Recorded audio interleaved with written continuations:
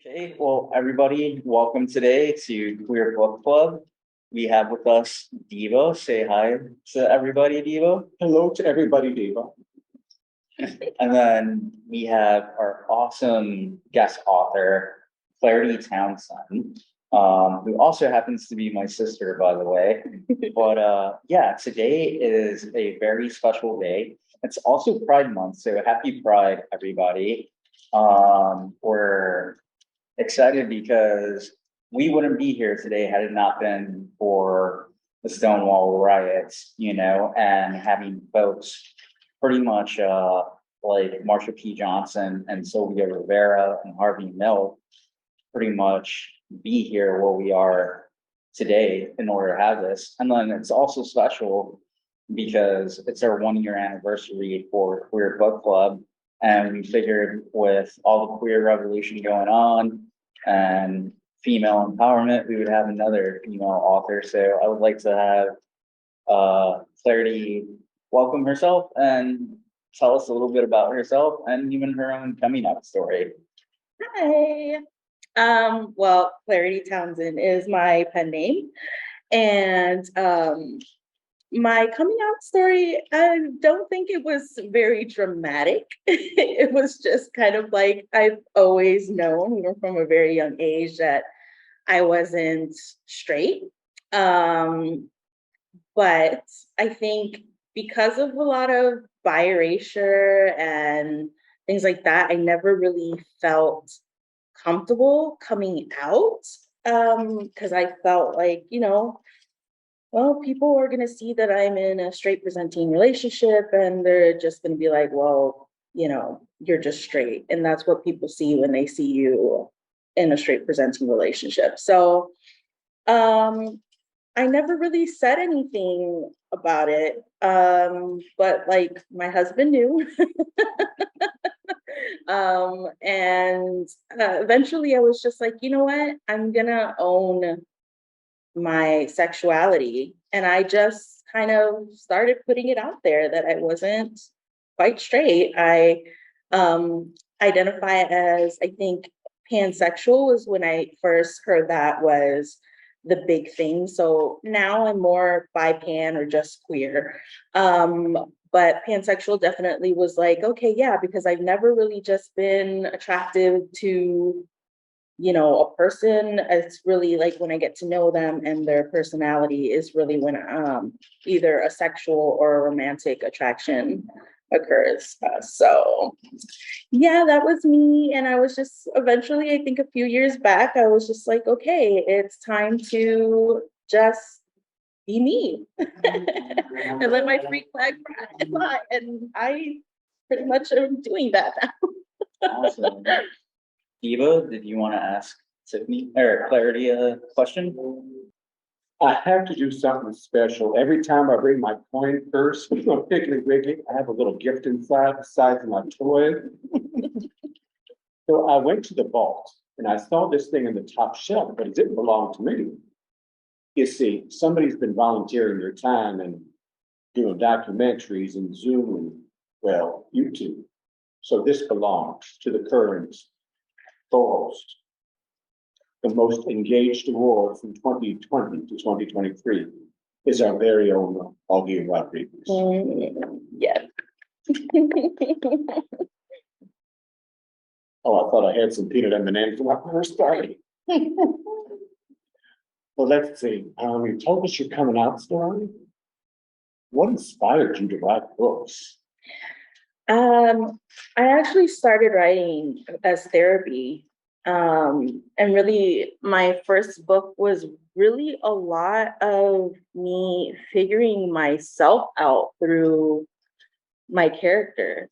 And I've continued to do that a lot in my writing. And it actually did give me the courage to, when I saw how everybody loved my first character, her name is Mercy. And when I saw the love for Mercy, and how everybody just accepted her for who she was, that gave me the courage to, just come out and be who I am.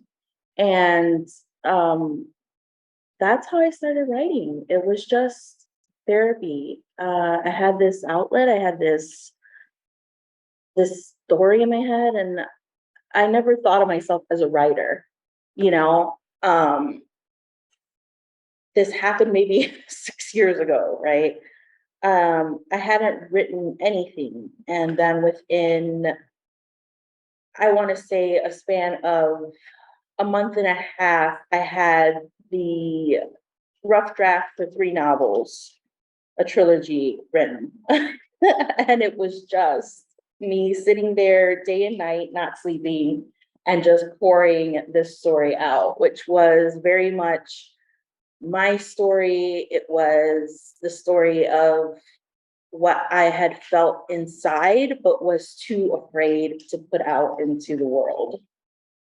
And that story is still really near and dear to me. It's not one that I have really like wide published yet. I did have shared it now on serial sites, but it's still one that I'm kind of working on the best way to bring out there because it's special to me. So, but yeah, it was just therapy. And then it became this way to help other people because I started getting, oh wow, your stories, they help me escape my, my bad day. I come home and I'm like waiting for your updates, because I want to see what happens next. And they just help me get away from all the crap. And I kept getting messages from people constantly telling me that. And it became that even if there was only 2 people reading my story, if they were there, I was going to keep writing because I knew I felt like this obligation to them to finish the story. It was no longer just my story, it was their story, and they were with me for the ride. So I just knew that I've felt that way so many times in my life. So many times in my life, books have been my escape. They've been my shelter from really, really horrible home life and home experiences where I just lock myself in my room with Lord of the Rings and just read it from, all day and all night and not sleep and go to school in the morning type of thing, So I know how books can just create kind of this safe space for people. And that's what I wanted to do. And that kind of became my secondary mission. It wasn't just I was helping myself, I was helping others in the process. So some of your books I've read, polyamory and vampires. Yes, vampires. What is your writing style? Oh my goodness. Okay, so I'm what they call in our world a pantser, which means I gotta look it up. that I fly by the seat of my pants. I don't plan my books. My books are really organic. They happen as they happen. But I also consider myself a method writer. So I, just like you would think a method actor, I sink into my character and I become that character while I'm writing.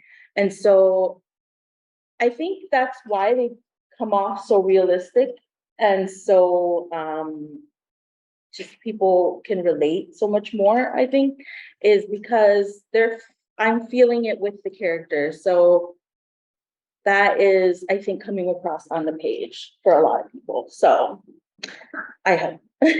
Awesome. Can you read some excerpts for him? Yeah, I can. I have a lot of different series and they range in, I write mostly erotic romance, but they range in spicy level. I write contemporary and I write paranormal. Most of my work includes some kind of like queer character. Usually the MC is not straight. It usually focuses on really strong women. There's women of color. There's people of all walks of life in my books. Then I have just a lot of, there's always usually some kind of polyamory involved. So, and that's kind of been my little side missions is to put out more positive representation of not only, you know, LGBTQIA characters and stuff like that, but polyamory, because I feel like a lot of what we see like in media is very negative about polyamory, you know. You always see like the bad stuff. You never see the things that actually work, you know. So that's been kind You of see all the like, unicorns. yeah, you see the unicorns, or you see the relationships that were on the verge of collapse that decided they're gonna open the relationship, and wow, it didn't work out. Who would have thought, right? Yeah, so in my stories, polyamory is not the band-aid usually. It is just what people are. It's not their band-aid to repair a broken relationship or anything like that. So yeah. So I'm gonna start off with something pretty tame. I write a series that uses mythological creatures and monsters, and it's kind of sets them in a modern world. I call it Myths in the Modern World series. And the first one I wrote in that series and released is called it's Swipe Right for Medusa. And it features Medusa, and she is you know, not very successful in love for obvious reasons. And she decides to try out this new dating app, and it's all about her experience on this new dating app. Okay, let me pull that up. All right, and so it starts off with a dedication to the survivors of domestic and sexual abuse for having the courage and strength to rise from the ashes of the flames. We might have been scarred, but they could not break us. Keep showing the world we are warriors, not victims. The first chapter is titled Cursed. Beams of sunlight shone in through the cracks of the half-closed shades covering the windows in Medusa's office. She sat absorbed in her own thoughts at her solid oak desk, her eyes closed as she enjoyed the warmth of the sun on her back. The sounds of ladies chatting and carrying on echoed through the halls outside her office door. Their silhouettes could be seen through the frosted glass as they passed by the pane adorned with her name and below it her title of director. It had been 5 years since Medusa opened her not-for-profit women's shelter. While many women who had found their way to this haven over the years, therefore learning tools to get back on their own 2 feet, were forever grateful to Medusa and her staff, it was Medusa who felt all the more thankful for them. Without knowing it, they had saved Medusa. They had given her a reason to live. The shelter was her passion and her redemption, all rolled into one. Here, Medusa had found the familial love and friendship she had so desperately craved. But she would have been lying to herself if she didn't admit she still longed for romantic love from time to time. Today was one of those days. You know, those days where the past comes back to haunt you and you're reminded of all the things you much rather forget. Images of the awful moment that the reason why why Medusa lost it all flashed against her closed eyelids. On that day, she had been alone in the inner sanctum of Athena's temple. Medusa was thrilled to finally be living her dream of serving as a priestess to the goddess. She had taken her vows, including the one of purity and celibacy, to heart. If anyone were to ever be said they were a devout and loyal servant of Athena, it was Medusa. Medusa had been singing softly to herself as she refilled the censers with more fragrant resins and herbs. My, a booming male voice had echoed through the large sanctuary and startled Medusa from her task. Even now, she shivered at the memory. Medusa had gathered her composure and spoke. I beg your pardon, but you aren't allowed to be here. Please leave. The man was not yet close enough for Medusa to get a good look at him. The man laughed. Do you know who I am? Medusa had not known. All she could tell as the man came closer was that he was beautiful. His skin glowed with an unearthly aura, and as he continued to approach, Medusa could see he was tall and muscular. He towered over her and was easily 4 times the width of her lithe frame. The man was bar none the most breathtaking man she'd ever laid eyes on. His ocean blue eyes seemed to churn with fathoms so deep she was nearly lost in them. But it wasn't until he stood mere feet away that Medusa caught a whiff of his skin. and noticed how his scent resembled the sea on a bright summer morning. Medusa remembered how the aroma caused her to picture and hear the seabirds flying through a crystal clear sky as the ocean's waves crashed upon the rocky shores. The man had worn little clothing, only a white and blue cloth wrapped around his hips, and golden sandals adorned his feet. Should I know who you are? Medusa had replied meekly. I've been watching you, the man continued. You have? What for? What have I done? What have you done? The man chuckled. What you've done is bewitched me, sweet girl. Excuse me? I've done no such thing. I've never met you before in my life. Medusa was aware that her confusion was apparent, and this had only seemed to amuse the man. And yet, here I am, bewitched. The man moved closer until he was but a breath away. Please, you must leave. Athena will be angry. Go. Medusa had crept back a step, but stumbled upon the stairs that led up to the large statue of the goddess. Athena? Ha! What will Athena do to me, the mighty and powerful Poseidon? Poseidon? Medusa whispered. Her dark black hair had come loose from its knot where she hit the shrine steps, cascading down her back, and there were true fear in her pale green eyes.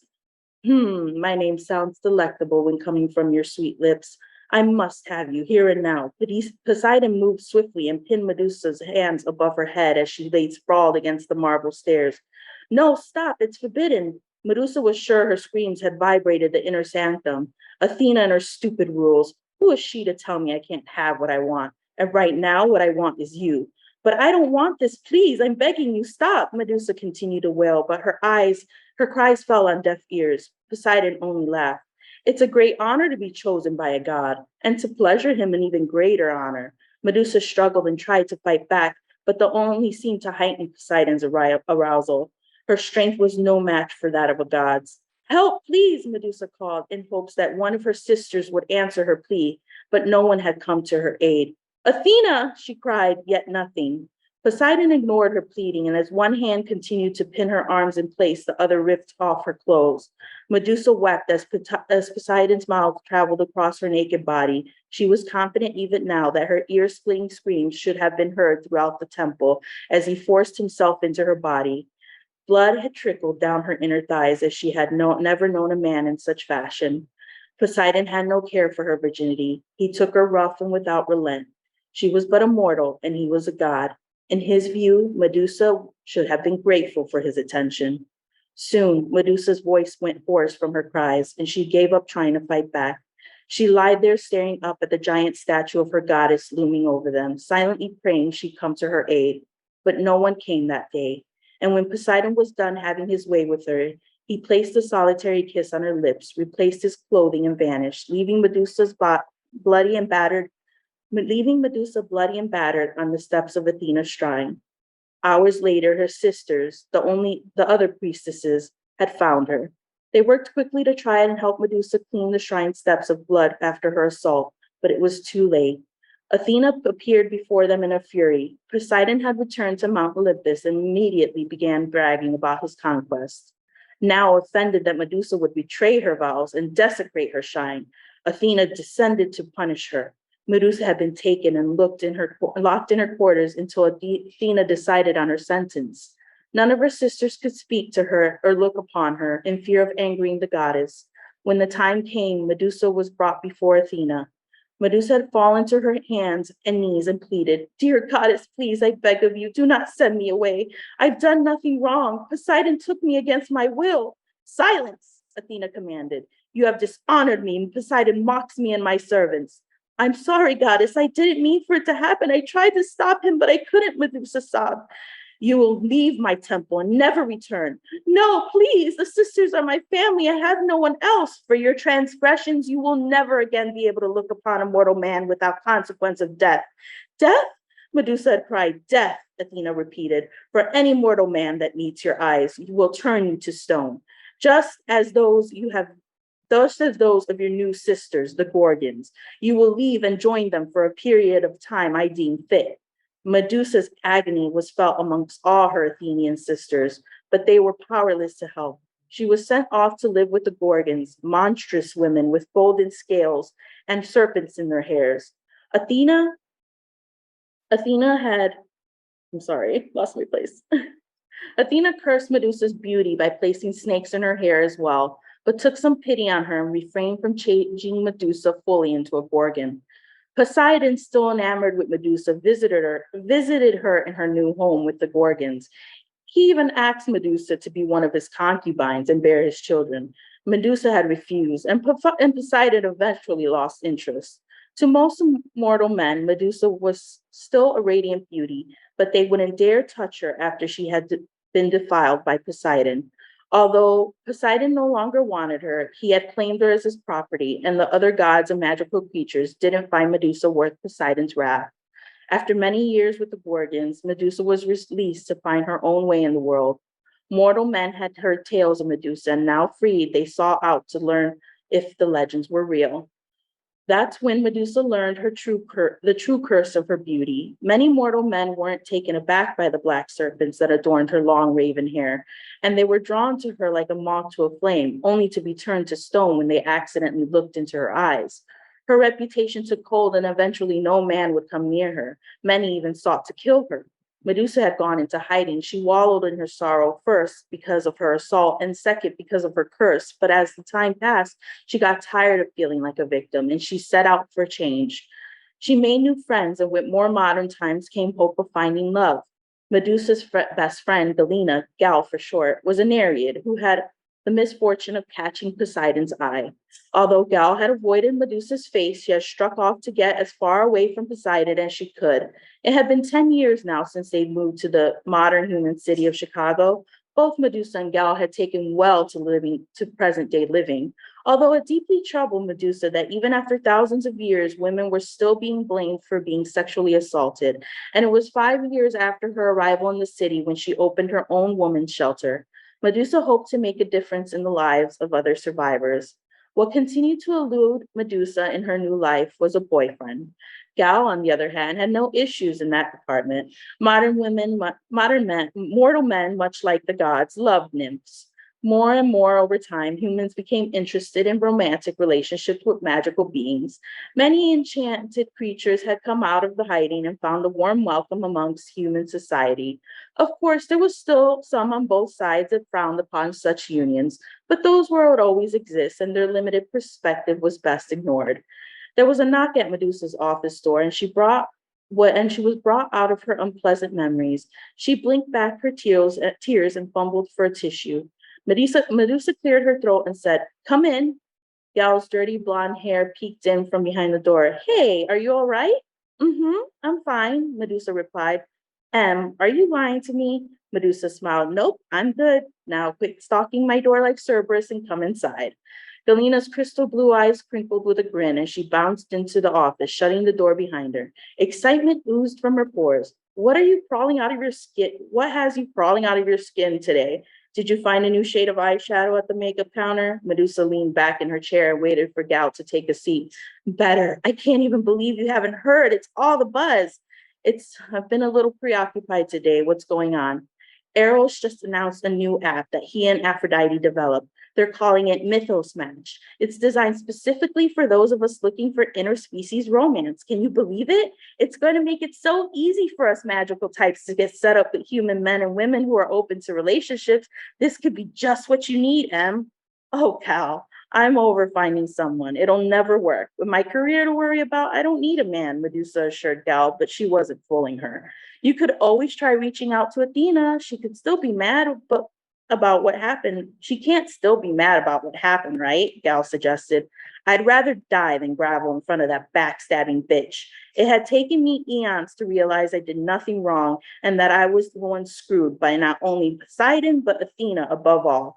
The serpents writhing in Medusa's locks began to hiss with anger. "Shh," Medusa soothed them back down with her hands. "You're right," Galena agreed, "but that's all the more reason to reach out and get her to reverse the curse." "Forget it," Medusa replied. "Okay, fine."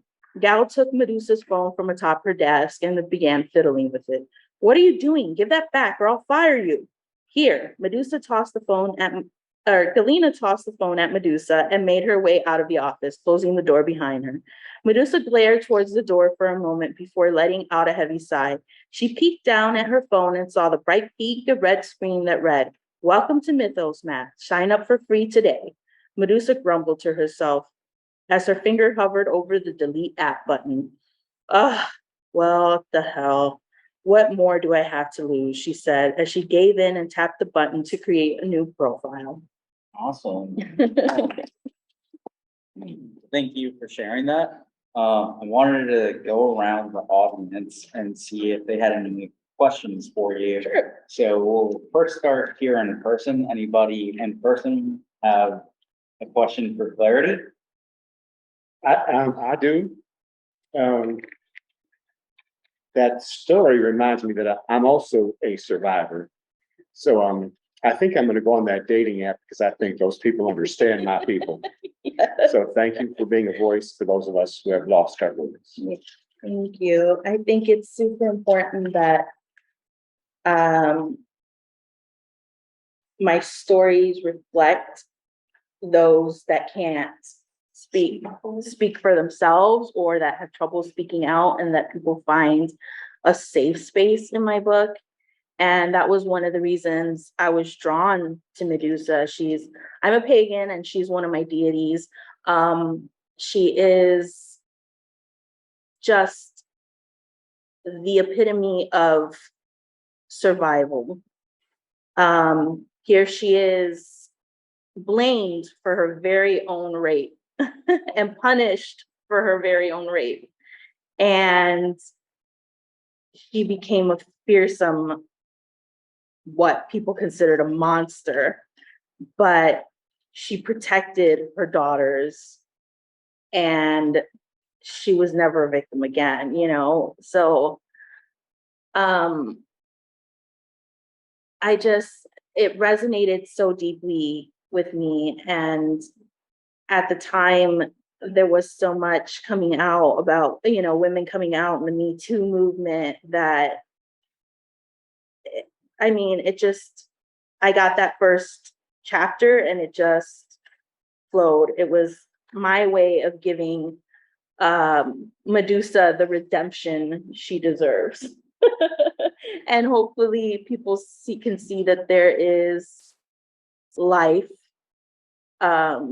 after any kind of assault or any kind of abuse. You can turn your life around and you aren't a victim. Every day that you wake up, every day that you decide to move forward, despite your pain, despite your trauma, you're a warrior. You know, I hate that word victim. We're warriors. Awesome. Did anybody else in person have any questions before we move to folks from Zoom? Could you tell us, are you working in any of this upcoming project? I have a lot of projects coming up. I have this series that I read the excerpt from. I have another story that just really needs some cleaning up. It's actually the first story in this series that I wrote, but I wanted to release this one first. So that one is it's a lot spicier, and it follows Hades. Then I have another one in this series that will follow Mars, or not Mars, well, it is Mars and Venus, but it's Aphrodite and Aries. And you get to see Aphrodite here in this story. She is very much, I think, I had like a Sophia Loren kind of vibe going on, and she's just very, she's a character. And so we'll get to see kind of her boss bitchness, I like to call, in another story of her own. It'll be more of kind of like an office trope romance type of thing. Then I have my vampire series. Yes, you do have your vampire series, okay? That is a very, very high heat series. That one started with Faded Dreams.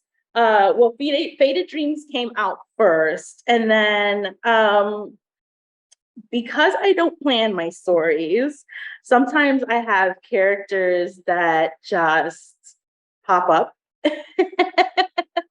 And sometimes my thought about them is kind of like a throwaway kind of character, and then they become so much more important and so much more integral to the story. And that happened with our vampires, live-in servant and their maid, Elena.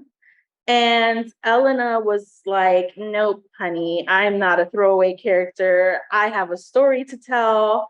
And so Elena told me that she had a diary. And then she gave me her diary. So we have somewhat of a prequel. It takes place before the events of Faded Dreams, and that's Confessions of the Vampire's Maid. And you follow, I love this series because there's only so much I can tell you about the world and the other side characters and the vampires that are in there in 100,000 words, right? And that's a lot even for that. So there's only so much I can tell you about them in the main novel. And going back to the beginning with Elena, I was able to tell you a lot about these side characters, which are really, really, really interesting and have great backstories. And so, and Elena is just a great character because she's this hugely kinky girl. She's bisexual and she is just anything goes. And so anything really goes. And we go on all her little escapades in Confessions of the Vampire's Maid. But you also get a lot of insight into the world that the vampires are living in, and you get more insight into some of the vampires that you meet in Faded Dreams, but that we don't get to really talk about. So there is a book after Faded Dreams, which is called Faded Memories. And that is the book that I am currently actively working on. As I said before, I had this series that was my very first novel, and that's the Our Love series. That is 3 books. You can find those on Kindle Vella, which is their serial site, Amazon serial site, and you can find that on also on Radish Fiction, which is also another serial site. But that is an updated version of that, my first story. I haven't decided if I'm going to shop that story around or self-publish it wide for everybody, but you can find it there. And then there was also a novella series that followed that. So all that is on Radish Fiction and Kindle Vella. I don't have any plans to continue with that series. I have kind of put those characters to bed. They've kind of, I can go forever with them. I mean, they're a poly family. We're not just talking like, a couple. This family end up living together.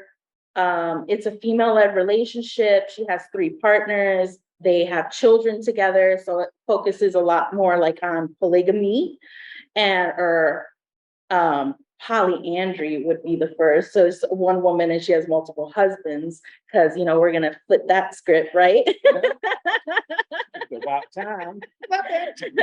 So she has 3 husbands eventually, and they have 3 children together. And so this is really a family, and they function as a family. And I think people have read the story really come to really love this family. And they're constantly like, I had just finished posting up the last of the final novella that I had written. And they were already asking, will there be more? And I'm like, no, I mean, as I have ideas for more, but as much as I love them and could write them forever, I have to honor my other characters whose stories I haven't finished telling. So It sounds almost like Cheaper by the Dozen with a kinky twist. yeah, kind of, yes. So that series is my only current complete series. I have another small little poly series that is on Amazon. There's some novellas. There's 2 novellas left for that one, which I still have to write. I wish there were more of me so that I could write all these things a lot quicker, but there's not. And then I have a series, it's another paranormal series, but it follows a psychic telepath and some demon hunters, and there's a lot of twists and turns that are going to be coming in that, and that's going to be a series of 4 books.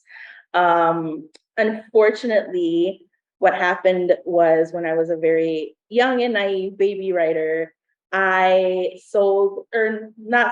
contracted the rights to the first book to a site.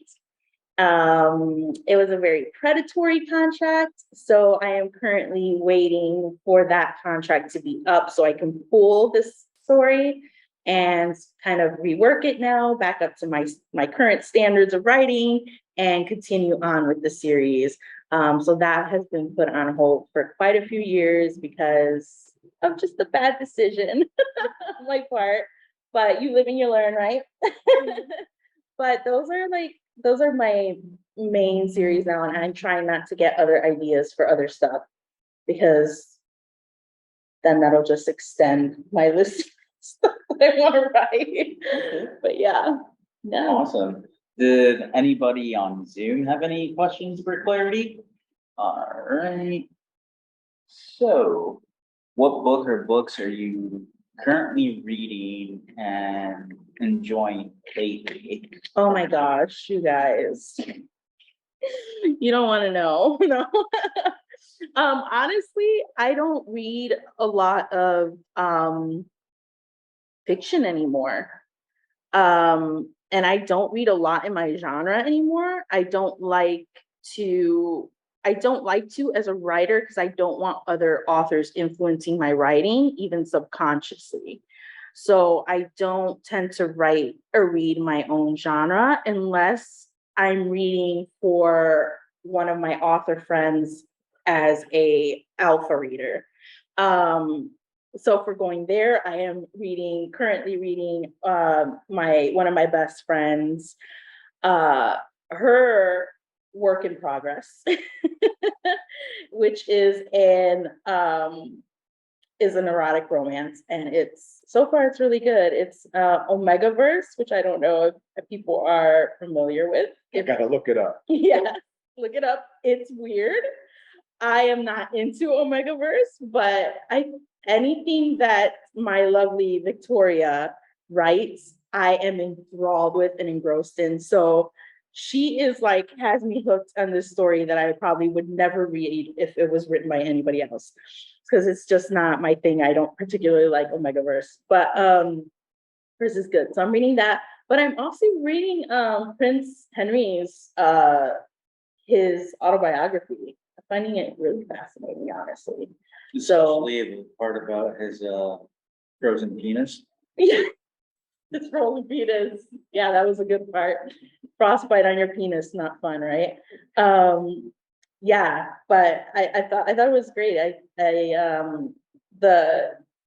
He talks a lot about his time in the service, and that's kind of where I am. I kind of take bits and pieces, like I just don't have time to read a lot anymore. Between writing full time and family full time, it's like I pick my little 10-15 minutes here and there to be able to pick something up and read. I would love to read more, but if anybody wants to come to my house and read to you, no, take care of my chores and stuff so I can read more. That would be a good, give me a little house boy or girl. Anybody else on Zoom have questions? All right, so this next one is from Eve. When you write about very old vampires, how do you get a sense for the past eras they were in? Oh my gosh. That's a good question. Yes, because so in my series we have Sebastian Bash. He is a foundling. He is found by Quinn. And Bash's backstory is that he is from ancient Egypt. And his maker apparently just went around making a bunch of vampires and just setting them loose and not taking care of them. And so he was found, all his siblings and himself went, they were left to fend for themselves. They didn't know how to control their hunger. So in my story, there is a council of vampires, and they pretty much are like the vampire government. So they saw all these vampires just kind of going crazy. They started putting them down so they didn't cause havoc. But Bash had this control that none of them had, and he was fighting his bloodlust and he hadn't turned. So then we have the other main vampire, Quinn, or Quintus Aurelius, and he is from Rome. He is an ancient Roman, and he is older than Bash by a couple hundred years. But he takes him in under his wing, and they basically become a family, and they decide that they're not gonna turn anybody else. And Quinn has a backstory, and he has his reasons for that, which I won't share. But I do a lot of research. I love history. So like being able to touch on different historic times is really fun, especially with vampires. I think it's great because you can just pick and pull. We have Victor, who revealed to us we always knew that Victor was German, but Victor revealed to us that he is half German, half Jewish in Confessions of the Vampires Maid. And we revealed how he lost his family and during the first Inquisition, and how he was turned vampire during that time. So I love sprinkling in history and with my writing. It's just so much fun. It kind of combines both passions. And yeah, I think there is a small part in Faded Dreams where there is mention of a vase that belonged to Quinn's mom when he was human, right? His human mother. And I think I spent a good 3 or 4 hours researching for about 2 sentences on how to describe what a ancient Roman vase would look like, because I wanted it to be authentic. So yeah, I'll do those things. I will spend time researching to make sure that Everything's Everything's- historically accurate. yeah, everything's historically accurate. Awesome, awesome. Any more questions from you Zoomers? You can go ahead and type in the chat or even talk about it if you'd like. Excuse me, Augie, may I ask a Diva question? Yeah, go for it. Since we've been doing Queer Book Club, we've been hearing authors and poets say that the characters talk to me or find me.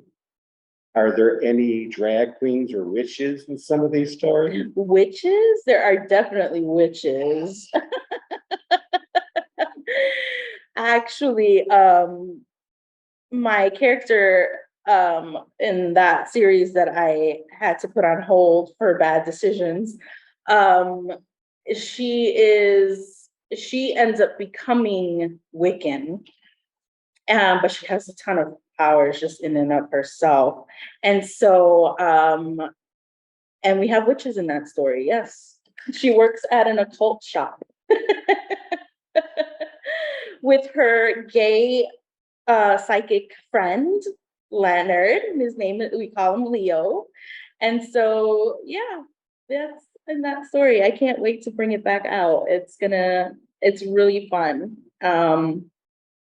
And it's just, yeah, I like to involve all my little parts in my stories. So that is my kind of where you find a little bit more of my spiritual side in that story, and the Wiccan stuff and things like that. So yeah, I'm excited about that. So yes, there's witches. Awesome. Well, that wraps up our podcast. Thank you all for being here. Queer Book Club has turned a year old, and we'd like to thank our guest author, Clarity Thank you for Townsend. having me. For those of you who do want to check out BQAC events, we will be having a lot since it's Pride Month. So we're going to be doing a P-Flag collaboration this Tuesday from 7 to 9 p.m. Is that correct, according to what your cousin Mikey was telling me? Diva? All I know is it's a collaboration going on and I'm Okay. looking for some witches. All right, so we got that going on. We're gonna be in Elk Grove, a week from Sunday on the 11th from 2 to 5 p.m. for Elk Grove Pride. We're also doing Pride Fest, this year at Chicago on the 17th and 18th from 11 a.m. to 8 p.m. We're actually looking for volunteers. So if you're in the Chicago area and you're looking to want to volunteer with us on either of those days, we're going to be there from 11 a.m. to 8 p.m., both on the 17th and the 18th. We're also in collaboration again with P-Flag at Skokie Pride from 1 to 4 p.m. on June 18th. We also have Bi Queer Movie Night happening on the 19th from 7 to 9 p.m. with your awesome host, Hugo Escobar. We have Bi Queer Discussion Group going on June 24th from 2 to 4 p.m. And we're also going to be marching at the parade. I believe it kicks off at noon, but we're meeting up at 11 a.m. for Chicago. We'll be partnering up with our partner center on Halstead for that event. And if you're interested in that, I did put the email in the chat. We definitely do need some volunteers for that to march with us and along with our Chicago Pride Fest. But yeah, thank you all for checking this out. If you haven't and you're watching this, make sure to like, comment if you read Clarity's work, how has it impacted you, and share this with all your friends. Thank you so much.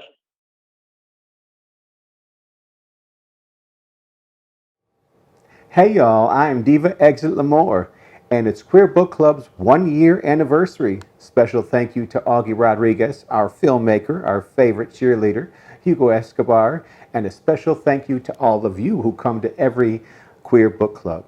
Come join us for our 1-year anniversary at Gerber Hart Library, hybrid and Zoom, June of 2023. Happy anniversary, y'all.